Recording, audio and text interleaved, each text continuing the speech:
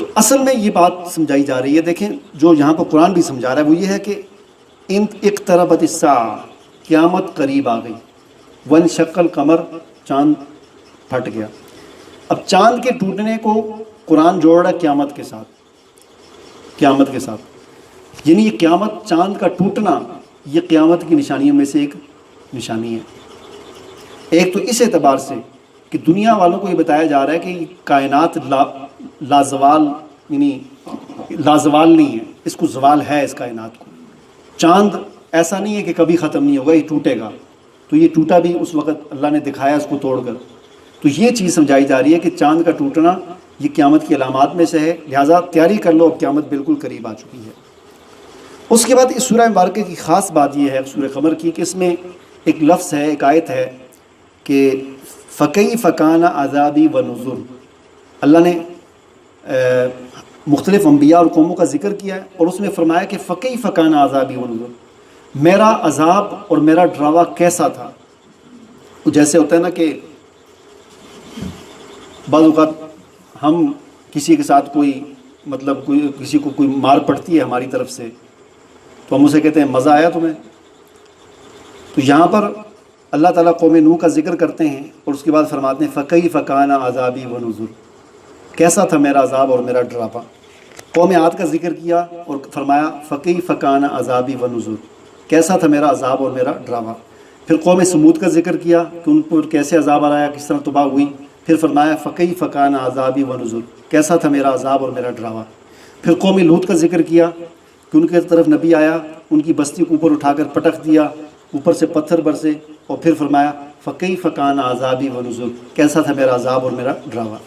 ایک یہ آیت بار بار آتی ہے، اور دوسری آیت اس سورت میں بار بار آتی ہے، وہ ہے وَلَقَدْ يَسَّرْنَا الْقُرْآنَ لِلذِّكْرِ فَهَلْ مِن مُدَّكِرٍ۔ اللہ تعالیٰ نے قوم نوح کا ذکر کیا کہ ان کو ہم نے غرق کر دیا، کیسا تھا میرا عذاب اور کیسا تھا میرا ڈراوا۔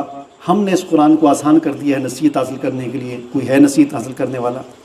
پھر قوم عاد کا ذکر کیا کہ قوم عاد پر ہم نے عذاب بھیجا، اور ایسا عذاب بھیجا کہ ان کو ہم نے نیست و نابود کر کے رکھ دیا، تباہ و برباد کر کے رکھ دیا۔ بڑی تیز ہوا بھیجی تھی، اس ہوا نے ان کو اٹھا کر پتھروں پر مارا اور ان کے چیتھڑے جو ہیں نکل گئے۔ فَكَيْفَ كَانَ عَذَابِي وَنُذُرِ وَلَقَدْ يَسَّرْنَا الْقُرْآنَ لِلذِّكْرِ فَهَلْ مِن مُدَّكِرٍ، کیسا تھا میرا عذاب، ہم نے اس قرآن کو نصیحت حاصل کرنے کے لیے آسان بنایا، کوئی ہے نصیحت حاصل کرنے والا۔ قوم سمود کا ذکر کیا کہ قوم سمود پر ہم نے بڑا سخت عذاب بھیجا، انا مرسل، ان کی آزمائش کے لیے ہم نے ایک اونٹنی بھیجی تھی، اور پھر اس کے بعد جب ان پر اللہ کی طرف سے عذاب آیا تو ان کو تباہ و برباد کر دیا۔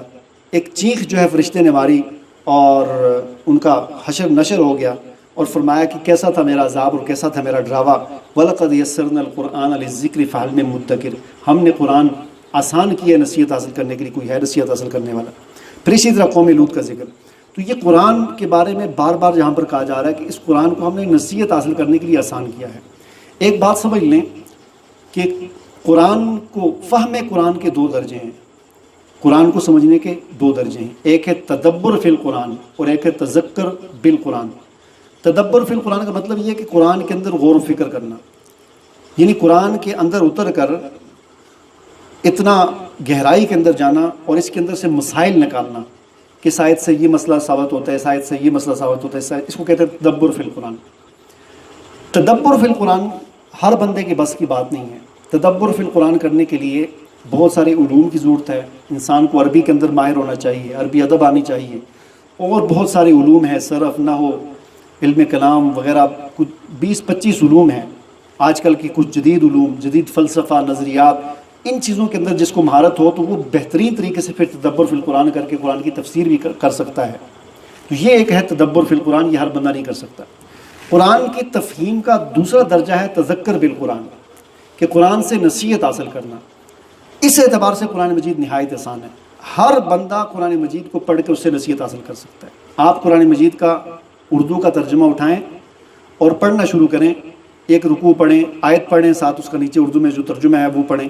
ترجمے مختلف ہیں، بہت سارے علماء کرام نے کیے ہیں، اور ان میں سے جو ترجمہ آپ کو آسان لگتا ہے آپ چیک کریں، جو آپ کی سمجھ کے مطابق آسان ہے اس ترجمے کو آپ پڑھنا شروع کریں۔